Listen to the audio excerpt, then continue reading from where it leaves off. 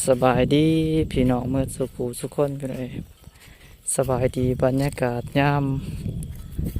ค่ำยามมืดพี่น้องมื้อนี้ก็หน่อยว่าเราไต่กับน้องทรายพี่น้องก็สิได้ออกหาหยังกุดจีจุดจีพี่น้องก็ลองเบิ่งพี่น้องว่าสิได้หรือบ่พี่น้อง ตัวใหญ่พี่น้อง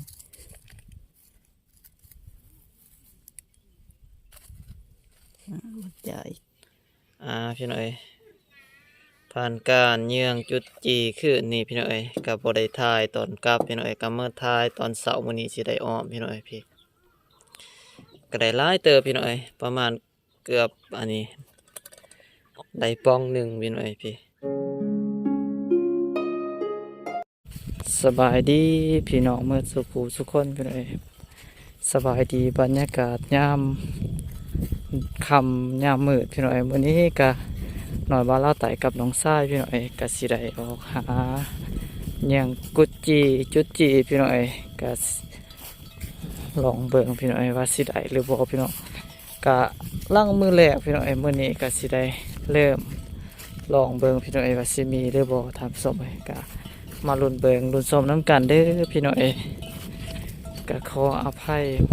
มันมืดเนี่ยพี่น้อยบ่ค่อยเห็นนะทำส้ม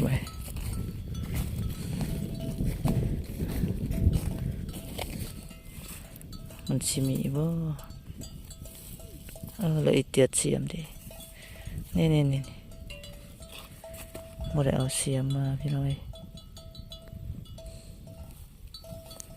เอาเสียมขุดนี่น่าจะได้นี่เราบ่ได้ถือกระเครื่องมาล้างเลยนี่พี่น้อยโอ้พี่น้องมีเด้อพี่น้อยเขี่ยไหมกระวันนี้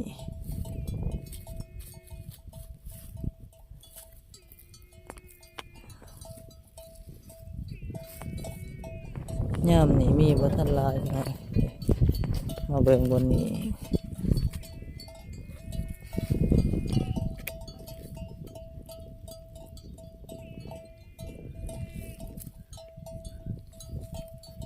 นี่เดี๋ยว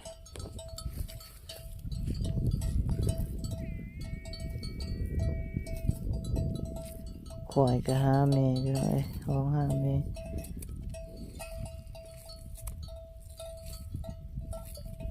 นี่โตบ่แม่เอาเสียมมาอังยาดีขุดเลย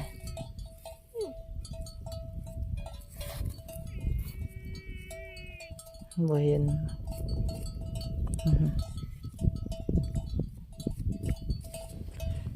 ไปต่อหาเบิ่งหายังไหมได้3-4 โต๊ะไปหน่อย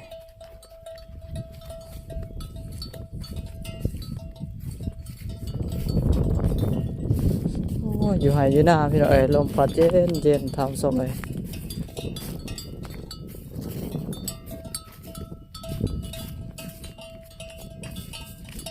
บางได้มีกล่องสีควายพี่น้อยก็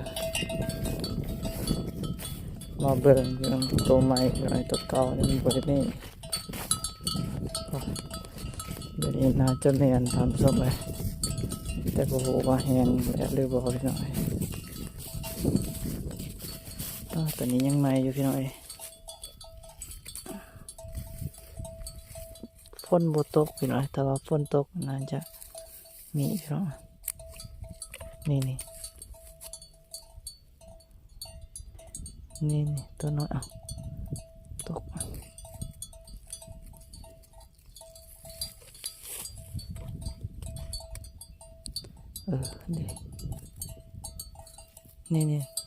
นี่โอ้ตัวนี้พี่น้อยโอ้ตัวนี้มีอะไรพี่น้อยพี่นี่ตัวนี้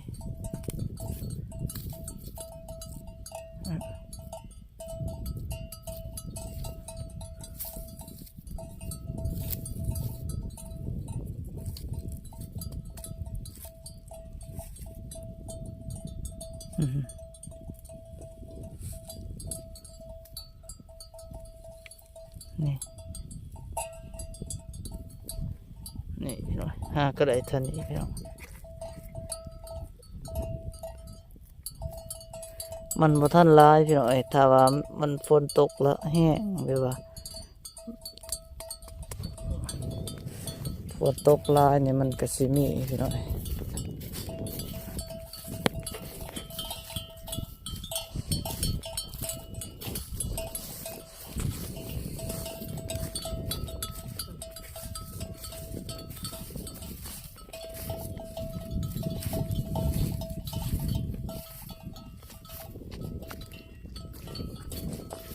บ่ตะล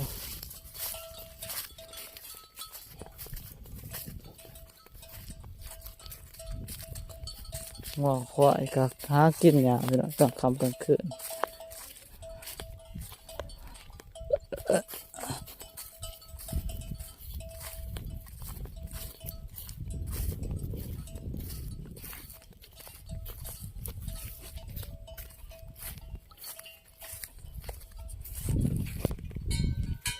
พี่น้องเอามาเบิ่งอยู่พี่น้องว่ามันสิมีหรือบ่สมัยนี่กันวันนี้ก่อน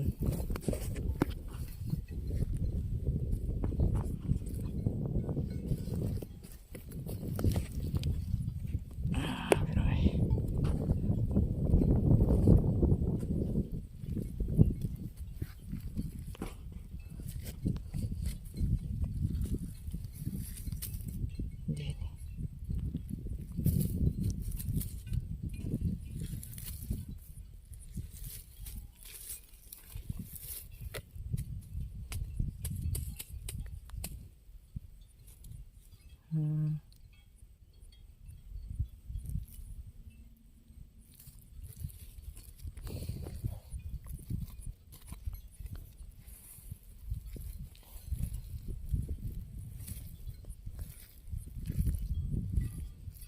นี่รอ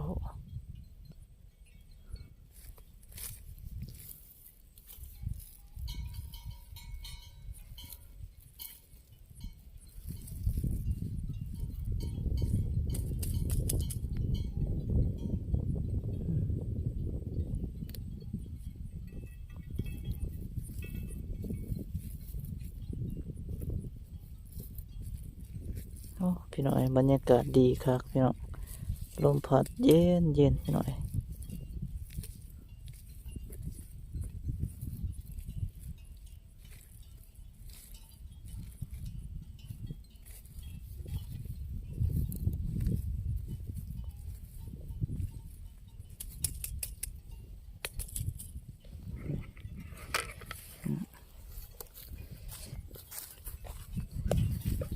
เบิ่งไม้ต้นไม้พี่น้อง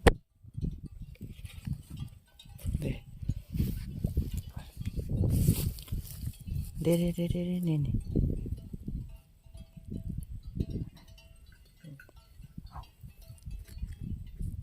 โอ้ดุนตัวเลย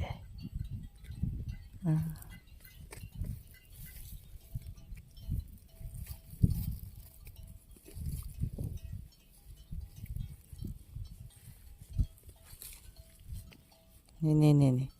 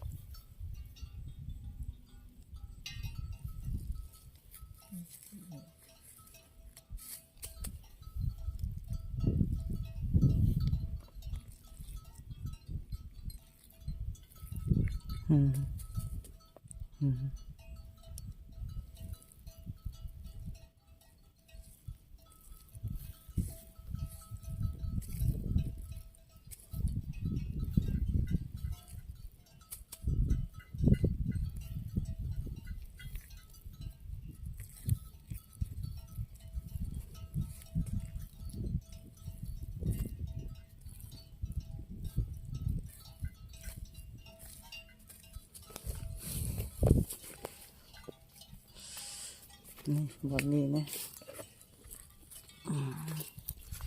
นี่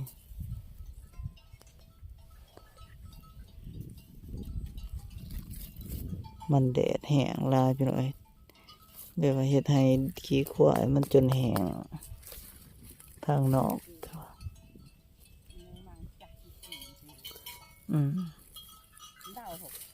อีเต้าไม่ราเขียมไม่ราจัก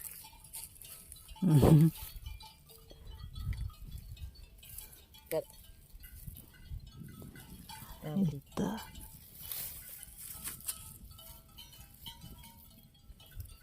บวชปีตัวมานี่เล็กตีก็ได้พนักมันอันนั้น3นึงพอดีใส่ตอกที่itu nem do pada ateนี่คุยเองก็ไปอยู่นี่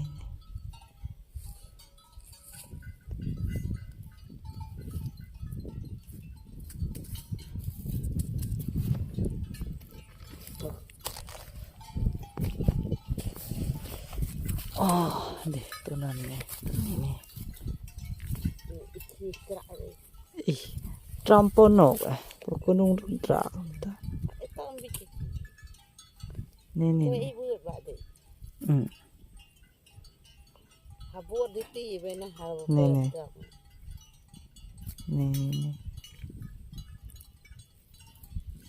่ในซีมั่งลำกุยนึงเด้อเฮ้ยล่ะไม่ที่ไม่กลมไม่กลัวนี่อ่ะคันสายดูวินดีอินตั้งไงเหรอนี่ล่ะนี่เถอะจำเป็นแบบจะเบ็ดสาวเพิ่งไอ้ดับปะหน้าเนี่ยนั่นน่ะไอ้เปียทองโมด้วยเนาะ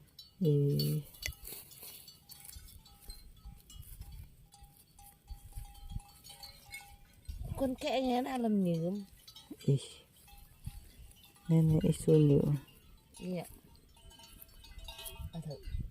มีบท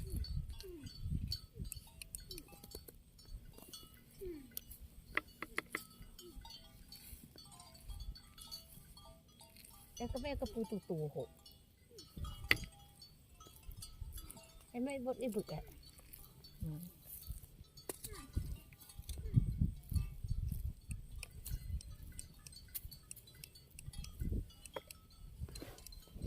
มันกับปืนเนี่ยแล้วตัวมังกับปูตูเนี่ยแหละอาหารอีกเมื่อต่ออาซึ่งต้องติดกุกปืนกลัวตัวอย่างวันนี้เปิดกระปุกโกติกลงมา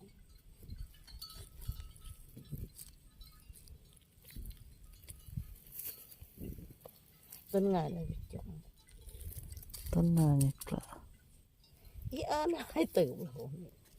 นายยังไม่หลายอีปิดอีกันกระเดบเบื่อบาดมันจ่ายยุบมันจื้อว่าไม่อยากให้ไอ้ยี่ไงกันทำตัดหยอกบุรุษราชจูนมันอีโหเนี่ยมันอีโหตักนึงไอ้วิทย์มีตาบางเลยสมัย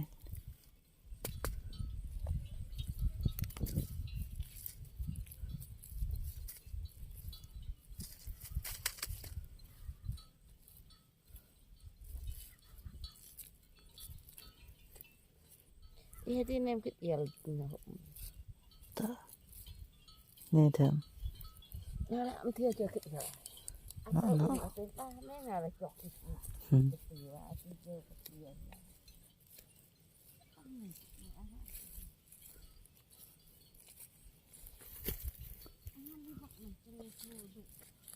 บนน้ำนกปะเนี่ยพูนเลยนี่โถ่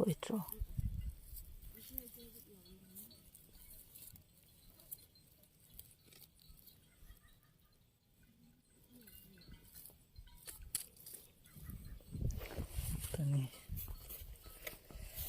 เนี่ยที่กัน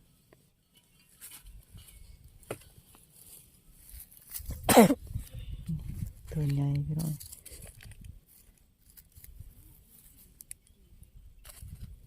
มันใหญ่ตา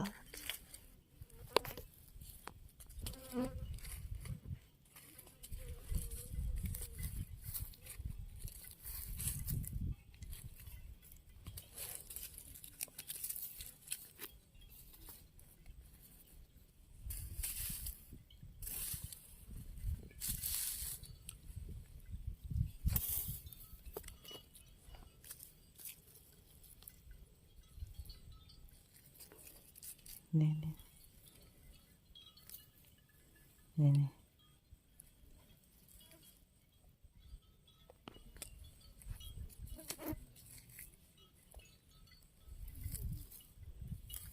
จุนี่ดินี่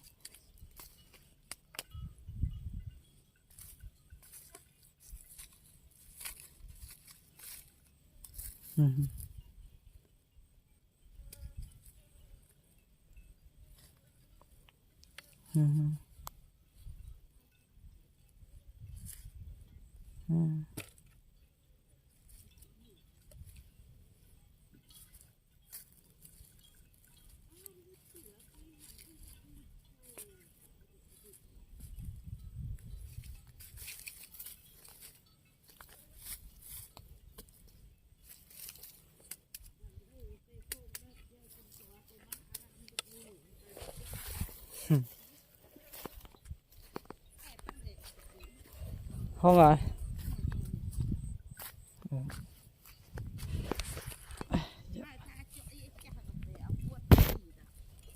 บวชสบายหรอกกับงานนี้ก็ดี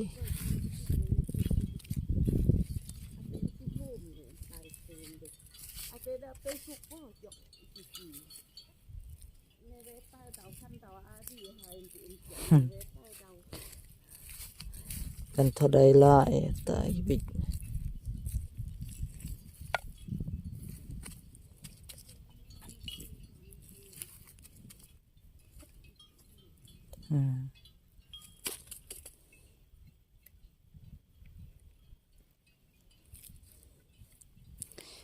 พี่น้อยถ้าได้น้อยได้หลายแล้วก็สิมาสรุปเติมพี่น้องตอนนี้ได้มาประมาณนี้ท่านผู้ชมบ่หลายปานใดพี่น้องถ้าได้หลายส่ำใดก็สิได้มาเบิ่งมาชมนํกันเด้อพี่น้อยรอท่าติดตามรับชมไปนํกันพี่น้องพี่น้อยผ่านการเยืองจุดจีคืนนี้พี่น้อยก็บ่ได้ถ่ายตอนกลับพี่น้อยก็มาถ่ายตอนเช้ามื้อนี้สิได้อ้อมพี่น้อยพี่ก็ได้หลายเติบพี่น้อยประมาณเกือบอันนี้ได้ป้องหนึ่งพี่น้อยพี่นี่แหละท่านผู้ชมก็ได้มาประมาณนี้แหละพี่น้อยจุดจีพี่น้อยกุดจีท่านผู้ชมพี่น้อยก็ได้มาเบิ่งให้พี่ให้น้องได้มาเบิ่งพี่น้อยผลงานคืนนี้พี่น้อยก็สำหรับคลิปนี้ก็สิได้สิ้นสุดลงเพียงเท่านี้เด้อพี่น้อยขอบคุณหลายๆเด้อพ่อแม่พี่น้อง FC เมื่อทุกคนพี่น้อยที่ติดตามรับชมน้อยบ้านเราใต้พี่น้อยแต่ต้นจนจบพี่น้อยสำหรับคลิปนี้สบายดีพี่น้อง